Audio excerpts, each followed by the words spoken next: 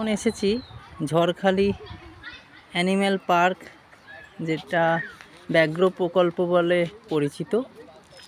জায়গাটা রাস্তার ধারটা খুব সুন্দর। এদিকে একটু পার্ক আছে, পার্কের মধ্যে আর এখানে বিশেষত হচ্ছে রাস্তার ধারে শুধু বাবলা গাছ পোতা হয়েছে। এটা অন্য একটা বিষয় যদিও হয়। আর ওইদিকে ম্যানগ্রোভ লাগানো রয়েছে। পার্কটার জলাশয়টা খুব সুন্দর করে সাজানো, বিভিন্ন রকম মডেল করেছে, খুব সুন্দর।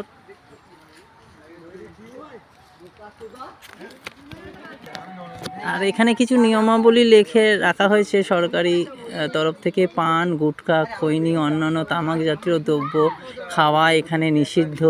জলের বোতল বাগানের মধ্যে ফেলবেন না, ফেললে জরিমানা হবে। পশু পাখিদের খাবার দেবেন না, পশু পাখিদের আঘাত করবেন না। পশু পাখিদের মধ্যে দিকে পাথর ছুঁড়বেন না। চিড়িয়াখানার ভিতরে কোনো প্রকার প্লাস্টিক জাতীয় থার্মোকল জিনিসে ব্যবহার করা নিষেধ। চিড়িয়াখানার কোনো পশু পাখিদের বিরক্ত করবেন না। এরকম অনেক নিয়মাবলী চিড়িয়াখানার আইন কানুন মেনে চলুন। Sundarban wild animal park Jharkhali, খুব সুন্দর লেখাটা লিখেছে। আমার মনে হয় সবাইকেই এই নিয়মাবলী মেনে চলাটা উচিত। এখানেও কিছু কি করবেন কি করবেন না দেয়া রয়েছে। কি করবেন: চিড়িয়াখানায় বন্দি পশু পাখিদের প্রতি স্নেহশীল, সহানুভূতিশীল হন। চিড়িয়াখানার প্রাকৃতিক পরিবেশ ও পশু পাখিদের আচার আচরণ উপভোগ করুন। এরকম। আর কি করবেন না: পশু পাখিদের উত্ত্যক্ত করবেন না। কোনো রকম প্লাস্টিকের, পলিথিনের ব্যাগ ইত্যাদি নিয়ে চিড়িয়াখানায় প্রবেশ করবেন না। এরকম অনেক নিয়মাবলী লেখা আছে আর কি। এটা টিকিট কাউন্টার। আমি অলরেডি টিকিট কেটে নিয়েছি, মেয়ের টিকিটটা নেয়নি। আর এখানে খুব সুন্দর করে মডেল দিয়ে সাজানো রয়েছে। আমরা এবার ভেতর দিকে যাব। দাঁড়া বাবা,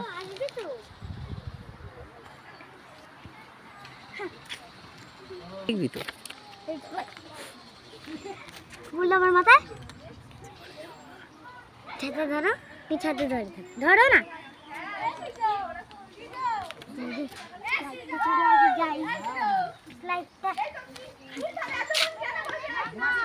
খুব সুন্দর। এই আবার কি, আমরা তো রয়্যাল বেঙ্গল টাইগার দেখতে এলাম। রয়্যাল বেঙ্গল টাইগার এরমভাবে ঘুরে বেড়াচ্ছে, বাপরে বাপ, ভয় পেয়ে গেছিলাম। এই তো রয়্যাল বেঙ্গল টাইগারের ছবি। তবে আমরা অরিজিনাল রয়্যাল বেঙ্গল টাইগার দেখতে এসেছি, হয়তো এক্ষুনি দেখতে পাবো। অপেক্ষায় আপনারাও থাকুন, আমিও অপেক্ষায় আছি।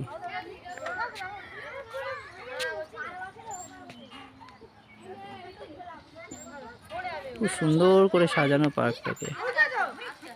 আমার মেয়ে উঠে গেছে অলরেডি রয়্যাল বেঙ্গল টাইগারকে দেখে। ও আবার উল্টো দিকে চলে গেছে। আমরা কোথায় যাচ্ছি? রয়্যাল বেঙ্গল টাইগার দেখতে। তা তুমি স্লিপ থেকে নেমে পড়লে কেন? ওই রয়্যাল বেঙ্গল টাইগারটা জল খাচ্ছিল বলে তুমি উল্টো দিকে ভয় পেয়ে চলে গেলে। যাই হোক, আমরা খুব সুন্দর সাজানো গোছানো একটা পার্কের মধ্যে ঢুকে যাচ্ছি আস্তে আস্তে। অসাধারণ। কলকাতা ছেড়ে এরকম একটা পরিবেশে আসতে পেরে সত্যি কথা অনেককেই মিস করছি। আমরা যারা একসাথে ঘুরে বেড়াই সব সময়, আমাদের সকলকেই খুব মিস করছি। হয়তো সবাই একসাথে একবার আসবো।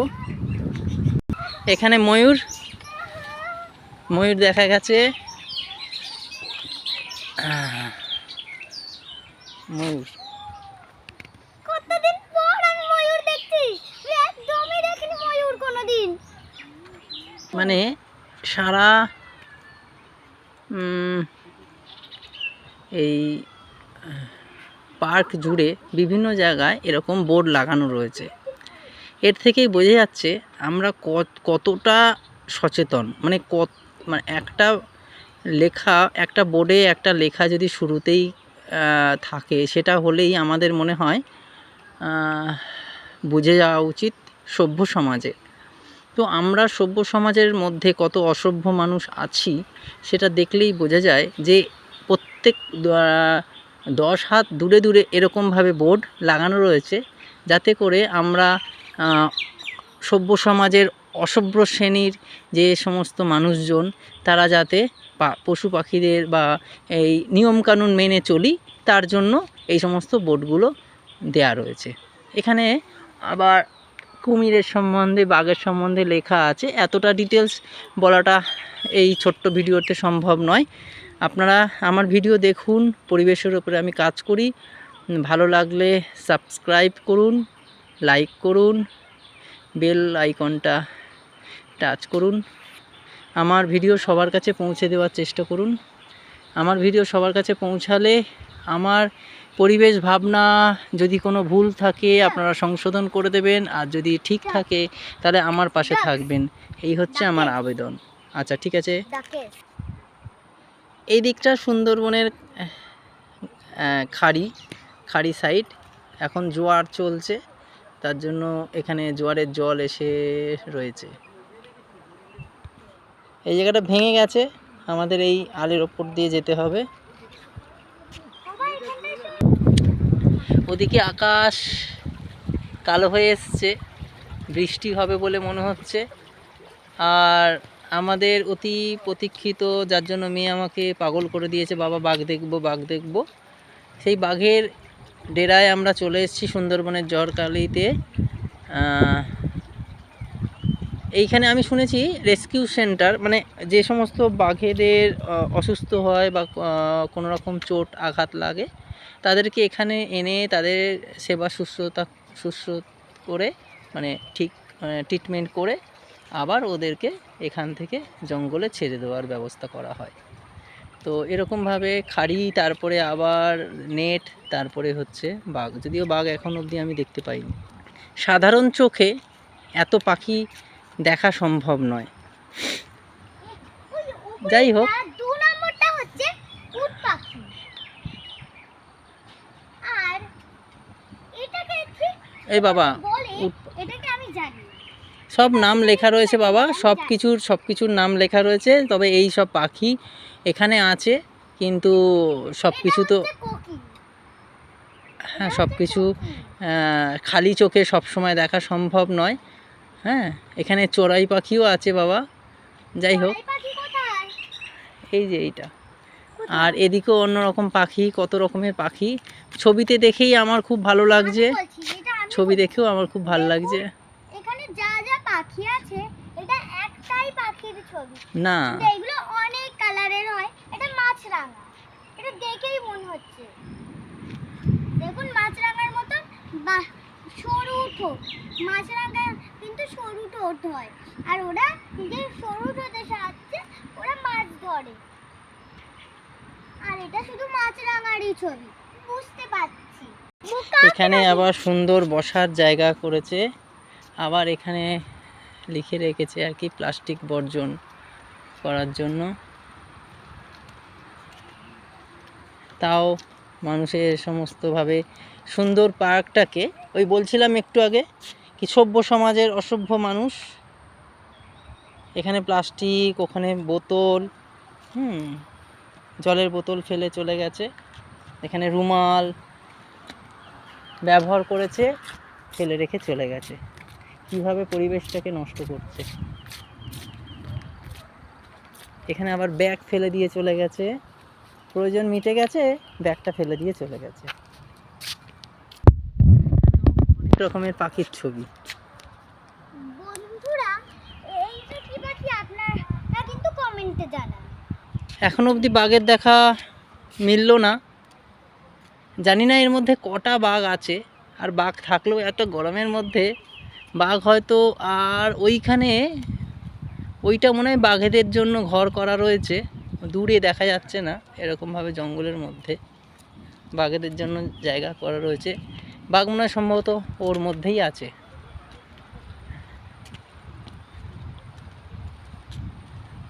এখানে লেখা রয়েছে বাঘে ছুঁইলে 36 ঘা।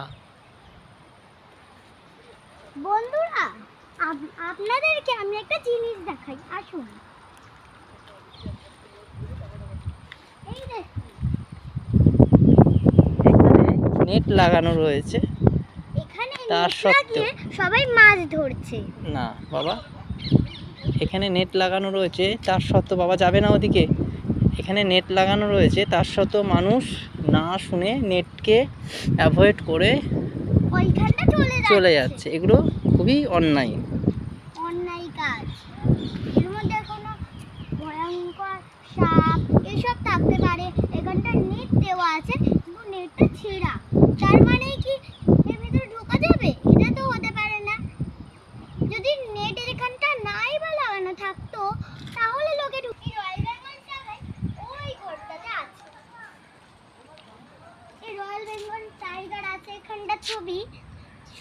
সব খাঁচাতেই সব বাড়িতেই লেখা আছে কোন ঘরে কি পশু আছে কি পাখি আছে, আর এখানে রয়্যাল বেঙ্গল টাইগার লেখা আছে।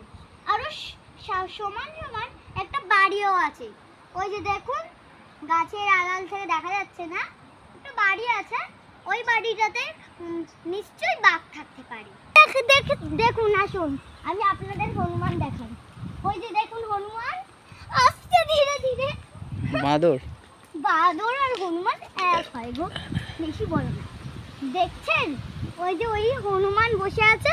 আসুন দেখাচ্ছি, আসুন ধীরে ধীরে আসুন, যাতে ওরা বুঝতে না পারে। অনেকগুলো বাবা, অনেকগুলো অনেকগুলো বাঁদর হনুমান আছে, কত ভয়ানক। ওই যে দেখুন দেখুন আস্তে আস্তে হনুমান আমার হাত ধরো, খাচ্ছে। আমার হাত ধরো। এই যে হনুমান, হ্যাঁ করো না, ওর দিকে তাকিও না, ওর দিকে তাকিও না, এই যে হনুমান দেখুন। ওর দিকে তাকিও না। ওপরে কয়েকটা হনুমান আছেই কিন্তু ওরা উপরে উঠে আছে। রয়্যাল বেঙ্গল টাইগারের আওয়াজও শোনা যাচ্ছে। আর এখানে সব ব্যারিকেড দিয়ে ঘিরে রেখে দিয়েছে। এই যে আরেকজন বসে আছে গাছের উপরে, বাচ্চা নিয়ে বসে আছে, দেখো পেটের ভেতরে বাচ্চা, দেখ বাবা। দেখি, হ্যাঁ পেটের ভেতরে, দেখতে পাচ্ছি হ্যাঁ না। এখানে দেখো, কাছে যাবে না। দেখুন এখানে- বন্ধুরা, বাচ্চা নিয়ে বসে আছে গাছের উপরে উঠে। আর এখান থেকে সব নেট দিয়ে ঢাকা, ওদিকেও আবার অনেক হনুমান আছে। এখানে থাকাটা অতটা ঠিক হবে না, সেফ নয়। এটা বাঘের জোন, ওই পাশ থেকে আসতে পারে বাঘ, সেই জন্য নেট দিয়ে ঢাকা দিয়ে রেখে দিয়েছে। বাঘ এইখানেও থাকতে পারে বন্ধুরা, দেখুন। তবে বাঘের দেখা মিলছে না, চারদিক দিয়ে ঘুরে যাচ্ছি, বাঘের দেখা মিলছে না। কারণ বাঘ এখানে দেখা যাবে না, কারণ অতিরিক্ত গরমে বাঘ এখন দেখা পাওয়া খুবই মুশকিল। বাঘ আর এখানে ডোর ক্লোজ করা আছে, ফরেস্ট ডিপার্টমেন্টের লোক এর ভেতরে রয়েছে। সুন্দর একটা ব্রিজ, ওখানেই ফরেস্ট ডিপার্টমেন্টের আন্ডারে এটা।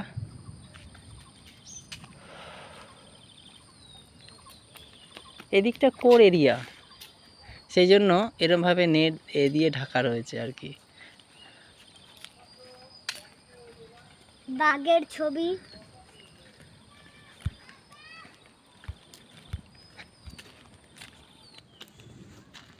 এখানেও নেটটা ছেঁড়া। এখানে আবার বিভিন্ন অ্যানিমেলের, এই যে দেখুন ডলফিন, হরিণ, আর এই যে হচ্ছে শিয়াল, আর এটা হচ্ছে কুমির। এই না পশুটা ওটা না। ডলফিন, ওটাও ডলফিন, ওটা একটা ডলফিন। এইটা একটা ডলফিন না বাবা, ওইটা ডলফিন। এটা কুমির। না না লেখা রয়েছে তো বাবা, ডলফিন লেখা রয়েছে শেষে, দেখো ডলফিন। আর এইটা জলের মধ্যে আছে। আকাশ পুরো কালো হয়ে এসছে, যদিও আমার ফোনের ক্যামেরায় ব্রাইট হয়ে যাচ্ছে বলে দেখা যাচ্ছে না, বিভৎস কালো হয়ে আওয়াজ হচ্ছে। তার জন্য বেশিক্ষণ এই পার্কে থাকতে পারবো না, এক্ষুনি আমাকে বেরিয়ে চলে যেতে হবে আর কি। এই যে হচ্ছে কাঠঠোকরা। এই পাখিটার নাম আমি ঠিক জানি না, এটা কাঠঠোকরা। চুপচাপ আমি আছে। জুম করে দেখাচ্ছি, এই যে কুমির দেখা গেছে, একটা কুমির, ভাগ্যক্রমে একটা কুমির দেখা গেছে। নড়ছিল, এক্ষুনি মুখটা নাড়াচ্ছিল, কিন্তু এখন আর নড়ছে না। ওয়েদার প্রচণ্ড খারাপ হয়ে যাচ্ছে, ওদিকে কালো হয়ে এসছে মেঘ, তাড়াতাড়ি তাড়াতাড়ি বেরিয়ে যেতে হবে।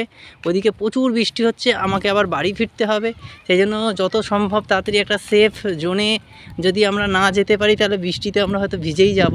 সেই জন্য আমাকে তাড়াতাড়ি করে আমাদের দুজনকে প্রায় রীতিমতো দৌড়ানোর পরিস্থিতি, মানে অনেকটাই রাস্তা হেঁটে যেতে হবে। বৃষ্টিটা আরম্ভ হলে আমার গাড়ি ধরতে খুবই অসুবিধা হবে। এখন বৃষ্টিটা কখন থামবে তার কোনো গ্যারান্টি নেই। তার মানে এক্ষুনি বৃষ্টি শুরু হবে। বিভৎস বৃষ্টি আসবে। আর দেখুন যাই হোক, বন্ধুরা, এখানে ভ্যারাইটি রকমের গাছের ছবি দেওয়া আছে। খুবই অল্প সময় এত কিছু দেখানো আমার দ্বারা সম্ভব নয়, কারণ বৃষ্টি আসছে। দৌড়ে আমাকে একটা সেফ জোনে যেতে হবে। এখানে বিভিন্ন অ্যানিমেল, মাছ, হাতি, এটা চিতাবাঘ, এটা কাঠবেড়ালি, না না ক্যাট বাবা, ওটা চিতাবাঘ না, ওটা ক্যাট, একটা বেড়াল। এটা বেড়াল। হ্যাঁ ওটা, হ্যাঁ বেড়াল, ক্যাট। আর ওই যে এই যে দেখুন, এই যে এই যে ক্যাট, চলো চলো। এটা আরেকটা হাতি। বন্ধুরা, হরিণ আর ষাঁড়ও আছে, গন্ডার আছে। আপনারা তো শুনেইছেন গন্ডারের চামড়া বেশি মোটা, কিন্তু দেখুন তাই দিয়েছে গন্ডার।